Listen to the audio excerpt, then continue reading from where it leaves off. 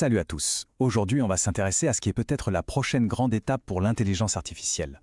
On va parler de la quête d'une IA qui ne fait pas que repérer des motifs. Non, une IA qui pense, qui raisonne et qui au fond comprend le monde qui l'entoure. Et pour bien comprendre, on va commencer par un exemple assez frappant. Jetez un œil à ça. On a posé une question toute simple à un grand modèle de langage, une de ces IA super avancées. La réponse, 17 grenouilles. C'est évidemment complètement faux. Et ça nous met pile en face du problème central de l'IA d'aujourd'hui. C'est ça le grand paradoxe de l'IA actuelle.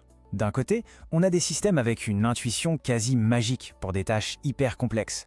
Et de l'autre, parfois il leur manque la plus simple des logiques, le bon sens de base.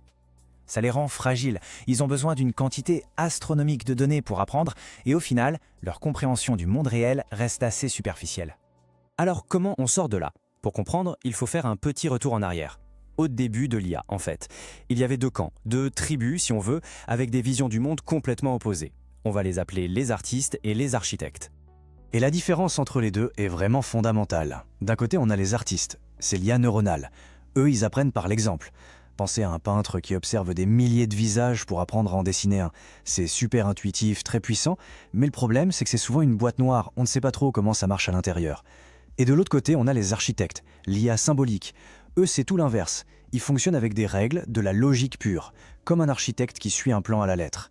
C'est très clair, on peut suivre chaque étape du raisonnement, mais c'est aussi très rigide. Cette approche neuronale, celle des artistes, c'est celle qui domine complètement aujourd'hui. L'idée, c'est de mimer un peu le cerveau humain.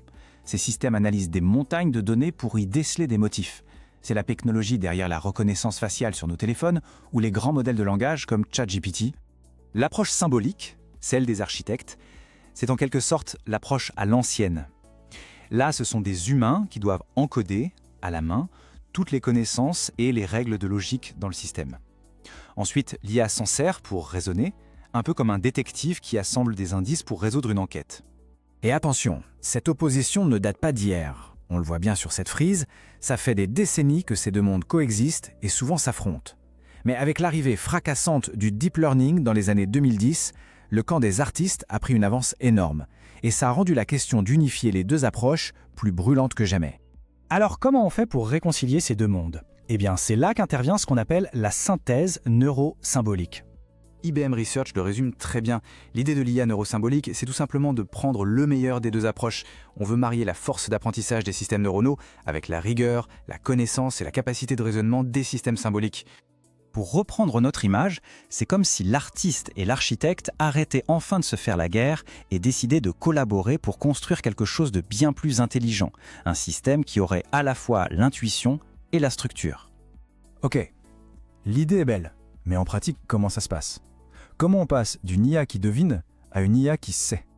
La grande question, c'est ça. Comment un artiste, un système purement intuitif, peut-il se mettre à utiliser la logique froide et parfaite d'un architecte? Eh bien, la réponse est étonnamment simple. Il suffit de lui apprendre à demander de l'aide. Regardez, c'est très concret. On a un agent, un LLM par exemple, qui fait face à un calcul.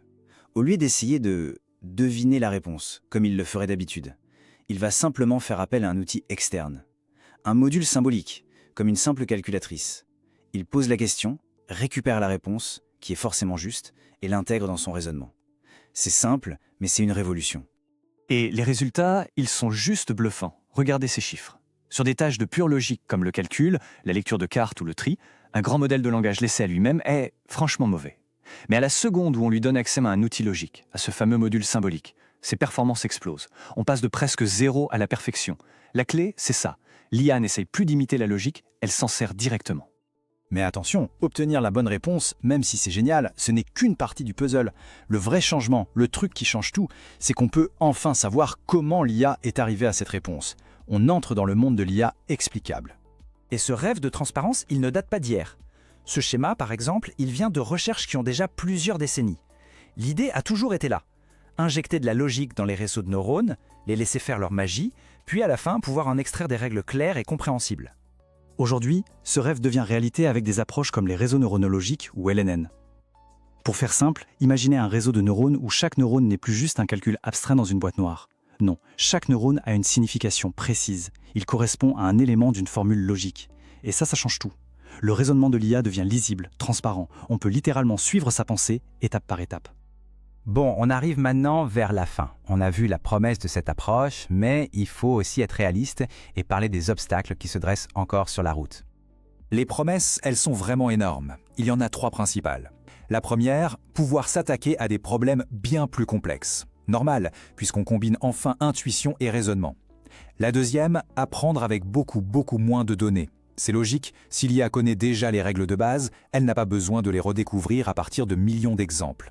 Et la troisième, qui est sans doute la plus cruciale, obtenir des décisions qu'on peut comprendre et vérifier. C'est la base pour pouvoir faire confiance à ces systèmes, surtout dans des domaines critiques.